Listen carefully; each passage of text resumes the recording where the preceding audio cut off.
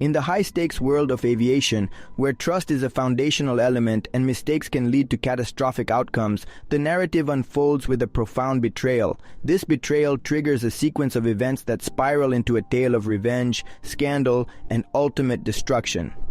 The story centers around Captain Maya Cole, a renowned and pioneering figure in aviation who harbors a secret that could devastate her life and that of her co-pilot, Ethan Reed. Their professional partnership in the sky starkly contrasts with the personal downfall they face on the ground, where each becomes the other's nemesis.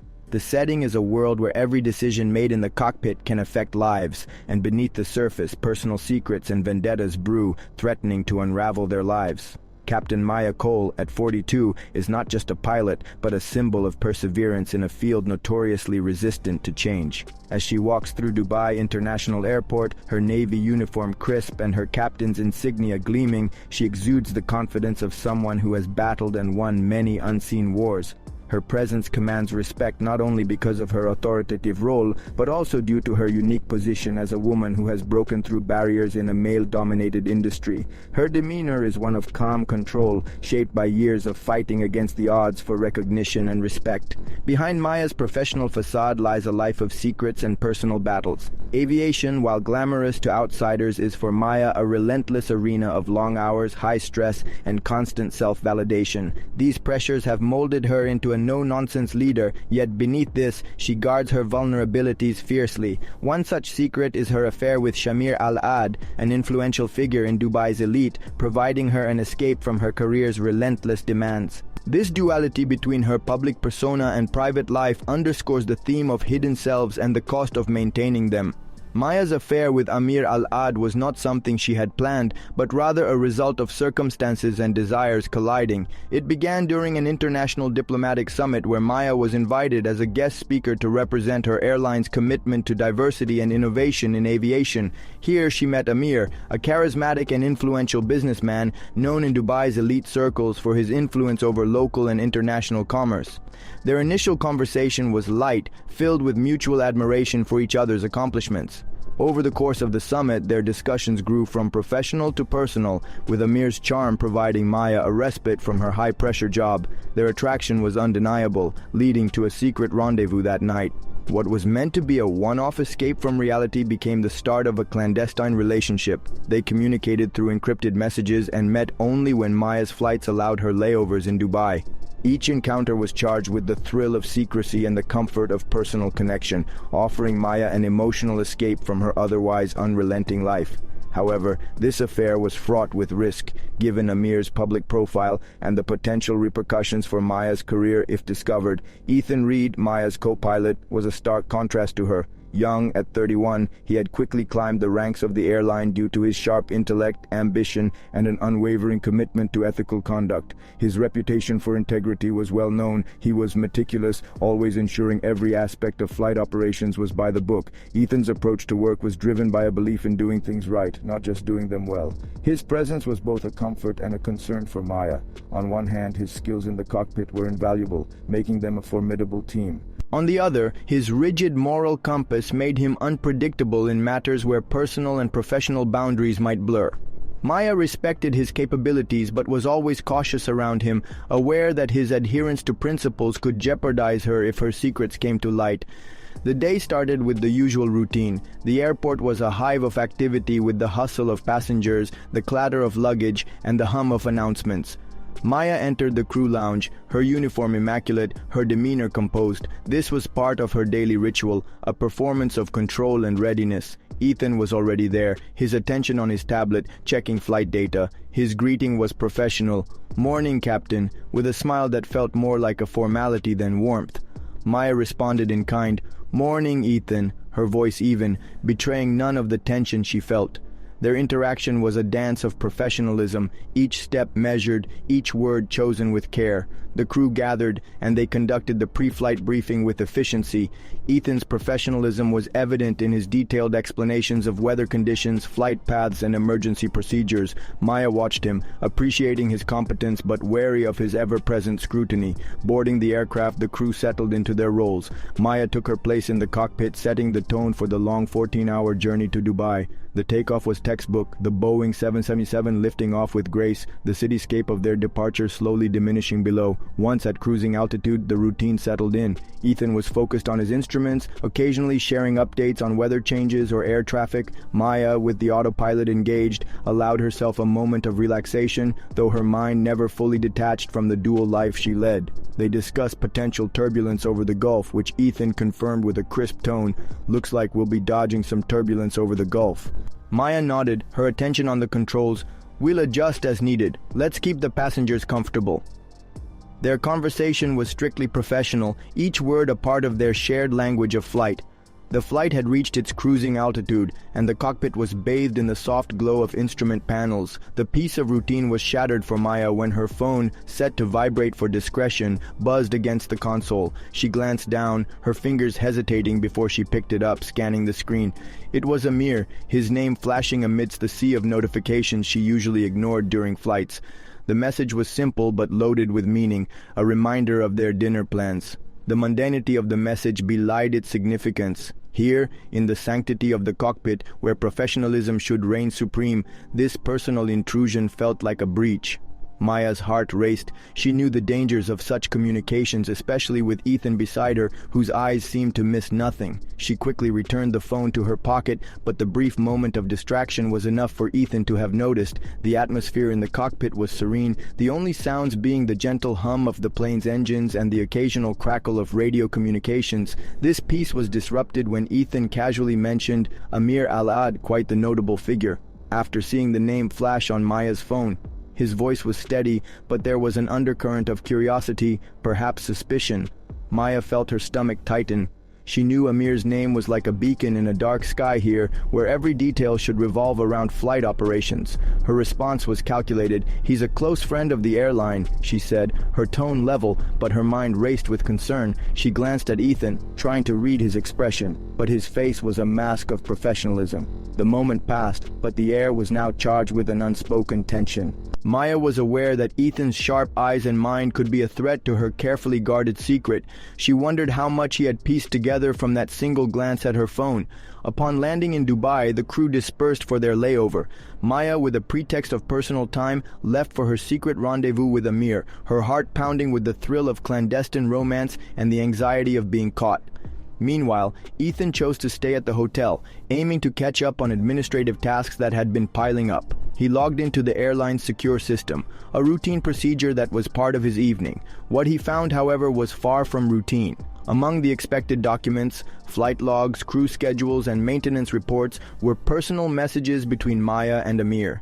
The tone of the messages was intimate, suggesting a relationship that went beyond professional boundaries. Ethan was momentarily stunned, his cursor hovering over the screen. The messages were not explicit, but the implications were clear. They spoke of emotions, plans for discreet meetings, and affectionate nicknames. His respect for Maya's professionalism clashed with the reality of what he was seeing. He felt a chill, realizing the potential repercussions for both Maya and the airline. Ethan sat alone in his hotel room in Dubai, the dim light from his laptop screen casting shadows across his face. The discovery of Maya's messages with Amir weighed heavily on him. His principles were clear. The airline had strict policies against personal relationships that could compromise its integrity, especially with figures of Amir's stature. Yet, this wasn't just about policy. It was about a person he had flown with, trusted in the skies. He wrestled with the implications. Reporting Maya could end her career, possibly her life as she knew it. But to do nothing was to betray his own ethics, the very integrity that had shaped his career path. He contemplated speaking directly with Maya, but what would that achieve? A personal confrontation could lead to more harm than good, and the policy was explicit. His night was sleepless, filled with scenarios of how this could play out. He thought of Maya's accomplishments, her struggle in a male-dominated field, and the respect she commanded. Yet the potential risk to the airline's reputation was too significant to ignore. His decision would impact lives, and he felt the gravity of this choice as he watched the night turn into dawn. Ethan sat in his hotel room, the morning light barely seeping through the curtains, his fingers hovering over the keyboard. He was crafting what could be the end of Maya's career. He drafted the report with a heavy heart, detailing the messages he'd found between Maya and Amir, focusing on the implications for the airline's image and the breach of conduct policy. He framed the report carefully, avoiding personal judgments, aiming for objectivity to prevent it from seeming like a personal vendetta. Each word was chosen to convey concern for the airline's integrity without directly naming Maya, hoping for a measured response rather than immediate punishment. He submitted the report anonymously through the airline's secure system, his anonymity a shield for both himself and Maya, allowing for a potentially less destructive resolution. The fallout from Ethan's anonymous report was like a slow-motion disaster for Maya. She received a call from HR, summoning her to a meeting that felt more like an inquisition. The conference room was sterile, the air heavy with the anticipation of confrontation. Across the table the executives sat, their faces a mix of concern and resolve. They informed her of the investigation into her relationship with Amir Alad, never mentioning his name directly, but leaving no doubt as to the subject at hand. The meeting unfolded with a meticulous recounting of the evidence from the anonymous report, focusing on the potential risk to the airline's reputation. Maya's mind raced, processing the implications. She was told there would be a full internal investigation, and her role was now under review. Leaving the meeting, Maya felt the weight of the world on her shoulders. Her career, her pride, and her privacy were all at stake. She couldn't shake the feeling of betrayal, knowing this could only have come from someone within, someone she had trusted. Her thoughts turned to Ethan, whose recent demeanor had been telling. In the solitude of her apartment, the silence was punctuated by the ticking of a clock, each second amplifying Maya's seething anger. She moved from room to room, the walls closing in on her as she contemplated the betrayal she had just experienced. The meeting with the airline executives had left her with a hollow feeling in her chest. Her career, her life's work, was teetering on the edge of a precipice. But more than that, her privacy, her personal sanctuary, had been violated.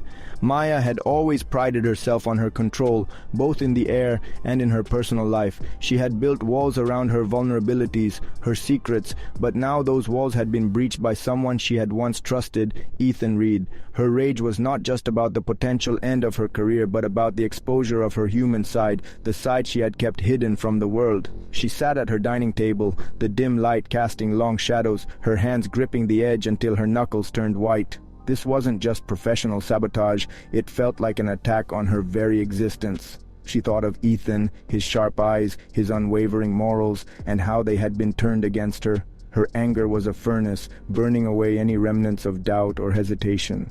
She decided then, in the quiet of her own mind, that she would not be the only one to suffer from this betrayal. Her thoughts were dark, filled with visions of revenge that would match the intensity of her rage. She knew she couldn't let this go. She had to respond, had to make Ethan understand the pain of betrayal. Her mind began to plot, turning her anger into a strategic plan. She would use the same tools of secrecy and manipulation that she was accused of to fight back. The flight back to London was anything but routine. The cockpit, usually a place of precision and teamwork, was now a theater of tension.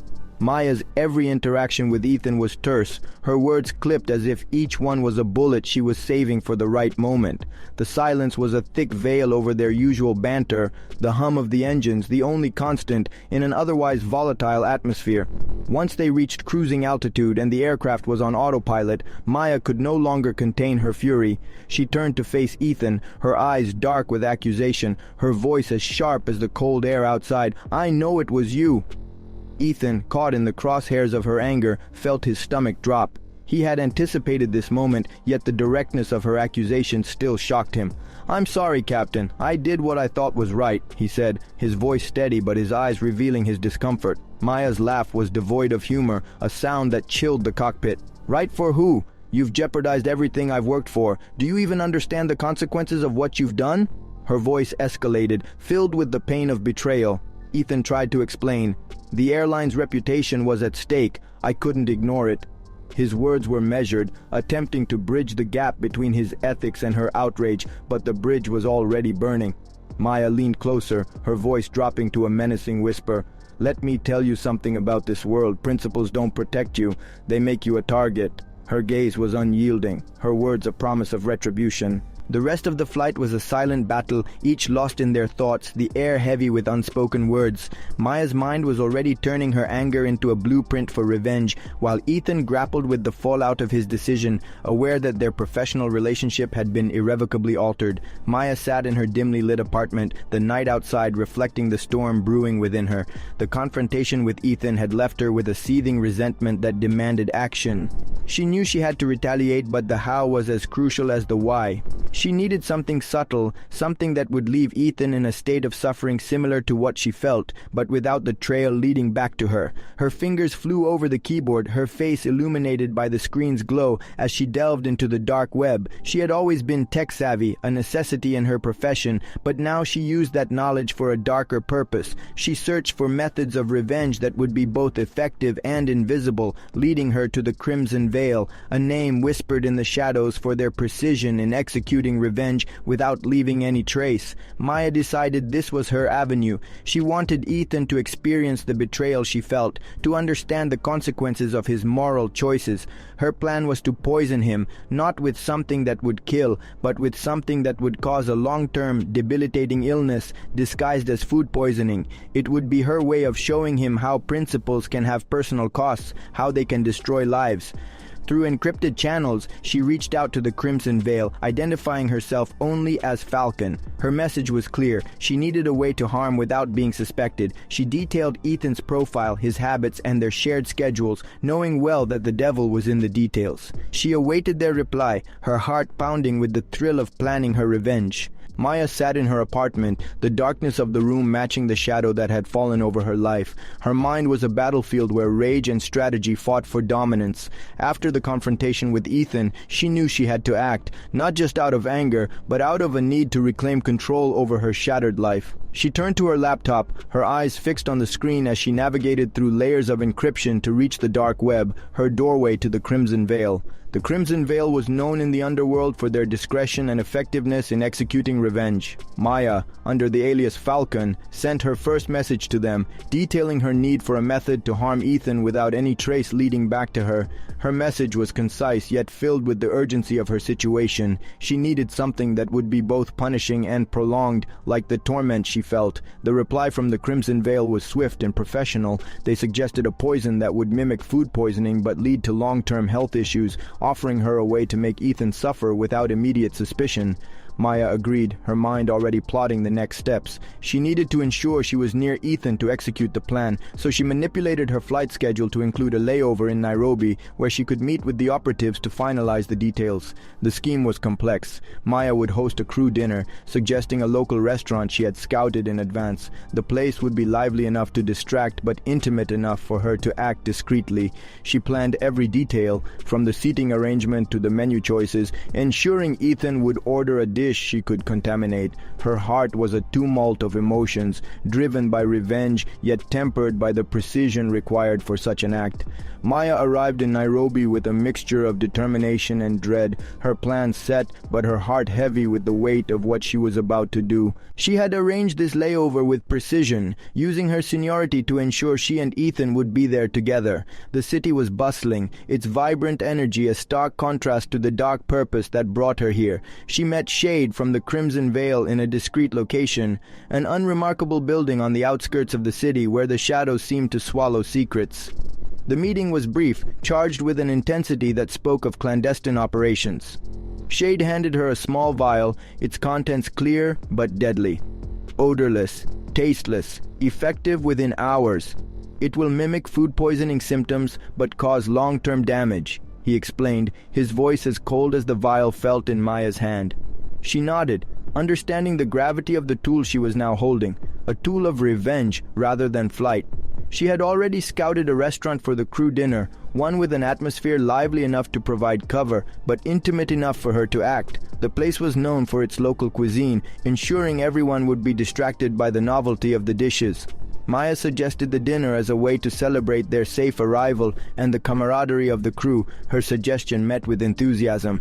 During the meal, she was the picture of enjoyment, engaging in conversation, laughing at the right moments, all while her mind was on the task at hand. She chose the moment carefully, when the laughter was loudest and everyone's attention was elsewhere, to slip the poison into Ethan's food. Her movements were subtle, practiced, her years of precision in the cockpit now serving a darker purpose. She stirred his food lightly, ensuring the poison was well mixed, her face betraying none of the storm inside. The dinner continued, the crew sharing stories, oblivious to the betrayal unfolding among them. Maya watched Ethan eat, each bite a step further into her plan, feeling a mix of cold satisfaction and a gnawing sense of crossing an irreversible line. The night after the dinner in Nairobi, the hotel room seemed unusually quiet to Ethan, the silence a stark contrast to the laughter that had filled the restaurant. An uneasy feeling settled in his stomach, which he initially dismissed as the richness of the local cuisine. However, as the night progressed, the discomfort morphed into something far more severe. His body began to betray him with intense nausea, followed by a fever that made his skin feel like it was on fire. By midnight, he was in such distress that he could barely move, his vision blurring at the edges. The crew, alerted by his condition, sprang into action. Maya, who had been feigning sleep, received the call that Ethan was ill. She dressed quickly, her heart racing not just from the emergency, but from the secret knowledge of what she had done. She joined the crew in taking Ethan to the nearest hospital, her face a mask of concern, her actions the perfect picture of a supportive colleague. At the hospital, the medical staff quickly admitted Ethan, their initial diagnosis leaning towards severe food poisoning due to his symptoms. Maya stayed by his side, her presence a comfort to the crew but a torment to her own conscience. She observed the doctors and nurses, her sharp pilot's mind noting every detail, every procedure, ensuring that no loose ends would connect back to her. The operatives from the Crimson Veil, who had infiltrated the hospital staff, ensured that the true nature of Ethan's illness remained hidden. They swapped a clean saline solution with one contaminated with the poison, further embedding their plan.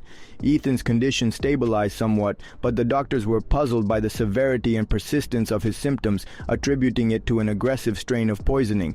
Maya watched Ethan, her heart a battlefield of conflicting emotions. There was a grim satisfaction in seeing her plan unfold, yet a part of her recoiled at the person she had become. She engaged with the crew, offering explanations and comfort, all while her mind replayed the moment she had poisoned his food, the weight of her actions growing heavier by the hour. Over the next few days, Ethan's recovery was slow and fraught with complications, his body fighting an invisible enemy.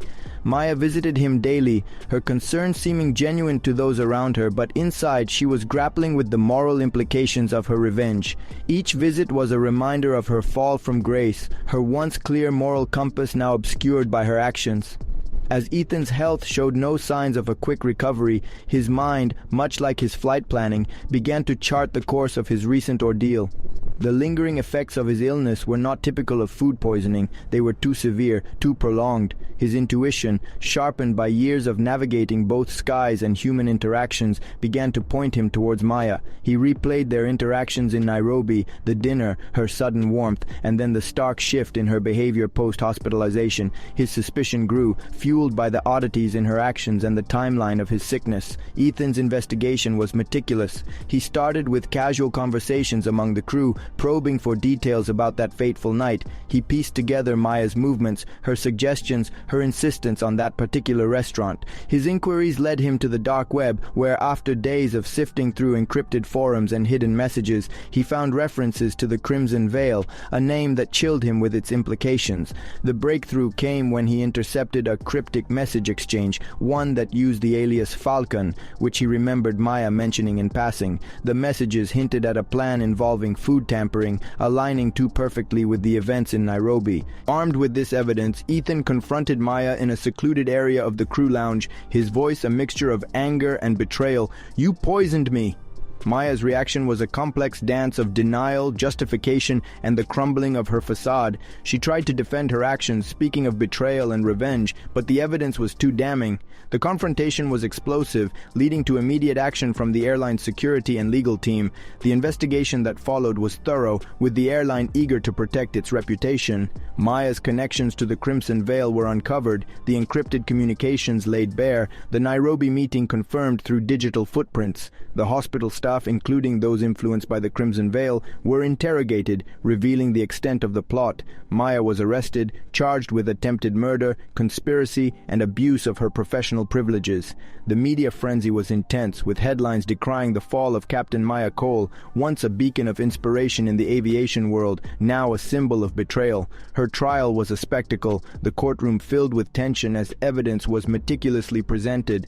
Maya remained stoic, her silence often speaking louder than words, her defense focusing on mitigating her sentence rather than denying the facts. For Ethan, the legal victory was overshadowed by the physical and emotional scars he bore. His health would never be the same, and the betrayal left a permanent mark on his trust. He turned his pain into purpose, becoming an advocate for ethical conduct within industries, speaking out against the misuse of power and the dangers of revenge. His story became one of resilience, an example of turning adversity into advocacy. The fallout from this incident rippled through the aviation community, a stark reminder of the thin line between professionalism and personal vendettas. Maya and Ethan, once partners in the sky, had their lives forever altered by a chain of choices driven by betrayal, revenge, and the dark side of human nature. Hey everyone, thanks for sticking with us through this gripping tale of betrayal and revenge in the skies. If you've enjoyed this deep dive into the lives of Maya and Ethan, please take a moment to like this video and subscribe to our channel for more stories that explore the complexities of human nature and the high-stakes world of aviation. And before you go, we'd love to hear from you. What do you think about the ethical challenges faced by professionals in high-pressure environments? Do you believe revenge has a place in justice, or does it lead only to further destruction? Drop your thoughts, your theories, or even your own experiences in the comments below. Let's discuss how we navigate the murky waters of personal and professional ethics. Remember, your insights could spark an amazing conversation or even inspire our next video. Thanks for watching, and we'll catch you on the next flight of storytelling.